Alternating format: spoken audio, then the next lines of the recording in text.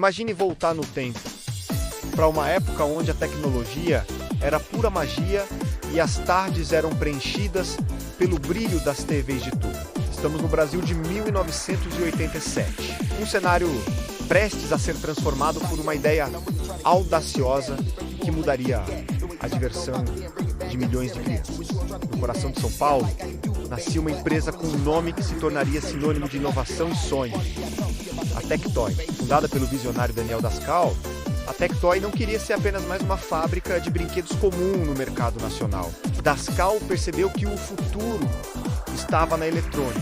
Era o início de uma jornada focada em alta tecnologia e entretenimento digital. O objetivo era ambicioso: trazer para as mãos dos brasileiros o que havia de mais moderno no mundo, começando por sucessos tecnológicos inéditos. E o primeiro grande impacto veio na forma de luz e som, inspirado em uma famosa animação japonesa que cativava o público. Apresentamos a pistola Zillion, um brinquedo que parecia ter saído diretamente de um filme de ficção científica para a vida real. Com seu sensor infravermelho e design ergonômico, ela transformou o quintal de casa em um verdadeiro campo de batalha tecnológico. O sucesso foi instantâneo. A Zillion não era apenas um brinquedo, era prova de que a Tectoy falava a língua do futuro. As prateleiras das lojas de departamentos ficavam lotadas, e o marketing agressivo da empresa garantia que todos conhecessem a marca. Crianças e adolescentes assistiam aos comerciais fascinados pela promessa de uma interatividade que nunca tinham experimentado antes. A Tectoy estabelecia ali um novo padrão de qualidade e desejo, preparando o terreno para algo ainda maior que estava por vir. A visão de Daskal estava correta. O Brasil estava sedento por videogames e entretenimento eletrônico de ponta. Com o triunfo da Zillion, a Tectoy ganhou a confiança necessária para buscar parcerias internacionais de peso no Japão. Era o momento de atravessar o oceano e apertar as mãos de gigantes que dominavam o mundo dos pixels e sprites. O licenciamento com a SEGA estava prestes a se tornar realidade. Uma união que definiria a história dos games no Brasil. Mas como essa pequena empresa brasileira convenceu uma gigante japonesa a confiar seus maiores tesouros a eles? Isso é o que vamos descobrir no próximo bloco da nossa jornada pela história da Tectoy. Não saia daí. A origem da gigante foi apenas o começo. O nascimento da Tectoy marcou o início de uma era de ouro inesquecível. No final dos anos 80, o Brasil presenciava o nascimento de uma união lendária. A Tectoy buscava um parceiro de peso para dominar o mercado nacional de entretenimento. Do outro lado do mundo, a SEGA encontrava na empresa brasileira o vigor necessário para expandir sua presença. O contrato assinado selava o destino de milhões de jogadores. Não era apenas um negócio comercial, era o início de uma era de ouro, onde o hardware japonês ganharia a alma brasileira através de uma distribuição impecável. E então, o Master System chegou, com seu design arrojado e linhas futuristas. Para a época, ele rapidamente se tornou o objeto de desejo de toda uma geração. Cada detalhe foi pensado para impressionar. O slot de cartuchos, o botão de pause no console e aquele controle retangular que se tornaria icônico nas mãos dos brasileiros. O console não era apenas potente, ele exalava modernidade. Ter um Master System em casa era ter um pedaço do futuro conectado diretamente na sua televisão de tubo. Mas a Tectoy foi além do hardware. Eles entenderam que, para conquistar o Brasil, os jogos precisavam falar nossa língua e refletir a nossa própria cultura. Foi assim que nasceu Mônica no Castelo do Dragão, uma adaptação brilhante que substituiu personagens originais por ícones nacionais, criando uma conexão imediata com o público infantil. Outro marco foi a localização de Phantasy Star. Pela primeira vez, um RPG complexo estava totalmente em português, permitindo que os jogadores mergulhassem profundamente na narrativa épica. O impacto no mercado foi imediato e avassalador. O Master System tornou-se o rei das salas brasileiras, unindo amigos e famílias em torno de desafios eletrônicos. Milhares de crianças cresceram com o som característico do console ao ligar. Era mais que diversão, era um fenômeno cultural que definia a identidade tecnológica do país. A parceria Tectoy e Sega provou que o Brasil era um mercado vibrante. O sucesso do Master System preparou o terreno para a próxima grande revolução dos 16 bits. O início da década de 90 no Brasil foi marcado por uma transição épica no mundo dos games, liderada com maestria pela Tectoy. O lançamento do Mega Drive trouxe uma sofisticação tecnológica que mudaria para sempre a percepção de entretenimento e modernidade no país. Era o fim da era 8 bits para muitos.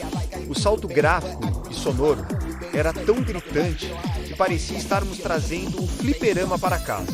Com o processamento rápido do Mega, surgiu um novo ícone mundial que personificava essa velocidade e atitude Sonic the Hedgehog. O ouriço azul não era apenas um mascote, era o símbolo de uma geração que exigia dinamismo e cores vibrantes em cada pixel. Mas a Tectoy sabia que, para vencer a guerra dos 16 bits, não bastava apenas ter o melhor console. Era preciso dominar a cultura. Surgiram então programas icônicos como Master Dicas, que transformavam os segredos dos jogos em verdadeiros eventos televisivos para a garotada. A estratégia de marketing era agressiva e brilhante, posicionando o Mega Drive como o objeto de desejo número 1 de cada jovem brasileiro.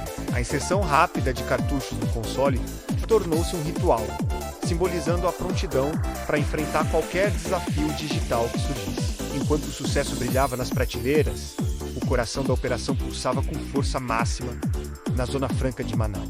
A Gigante de Manaus era uma das linhas de montagem mais modernas da época, garantindo que o Brasil não ficasse atrás do resto do mundo. Milhares de unidades do Mega Drive saíam dessas esteiras todos os meses, alimentando o sonho de milhões de novos jogadores. A Tectoy tornou-se um símbolo de orgulho nacional, provando que era possível produzir tecnologia de ponta com selo brasileiro.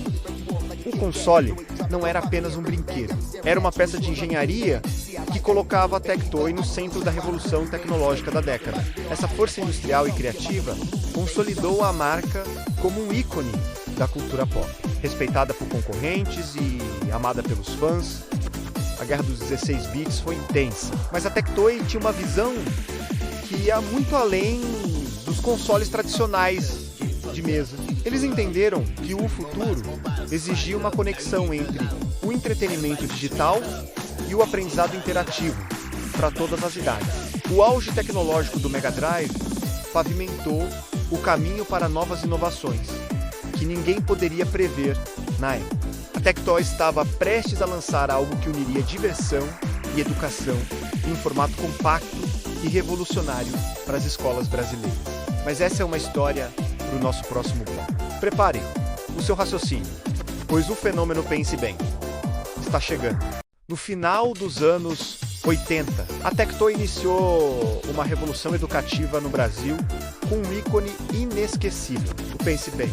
Com seus botões vermelhos vibrantes, ele não era apenas um brinquedo, mas o primeiro computador de muitos jovens brasileiros, através de livros temáticos repletos de desafios. O Pense Bem transformava o aprendizado em uma grande e divertida brincadeira tecnológica. Mas a visão da Tectoy ia muito além da educação básica, buscando sempre novas formas de integrar tecnologia e diversão. A empresa diversificou seus produtos, investindo em brinquedos inteligentes que despertavam a curiosidade e o raciocínio lógico de toda uma geração. Essa transição preparou o terreno para o que viria a seguir: o salto tecnológico para a era dos 32 bits. Em meados dos anos 90, o Sega Saturn chegou para redefinir as fronteiras gráficas e o poder de processamento nos lares. Com seu design preto elegante e o uso inovador de CDs, o Saturn trouxe mundos em 3 dimensões antes inimagináveis. A Tectoy garantiu que o público brasileiro tivesse acesso direto a essa potência, mantendo o país na vanguarda dos games. Enquanto o mercado 3D amadurecia, uma nova estrela branca surgia no horizonte tecnológico: o lendário Sega Dreamcast. O Dreamcast representava o auge da inovação da Sega, com seu controle único e o icônico visual Memory Unit. O VMU, mesmo com as rápidas mudanças no cenário global de hardware, a Tectoy permaneceu firme em seu suporte aos fãs locais. A fidelidade da empresa com o consumidor brasileiro criou um vínculo emocional que atravessou décadas e consolidou sua marca. Eles ofereceram suporte técnico, localizações de jogos e um carinho especial que nenhuma outra empresa internacional conseguia replicar na época.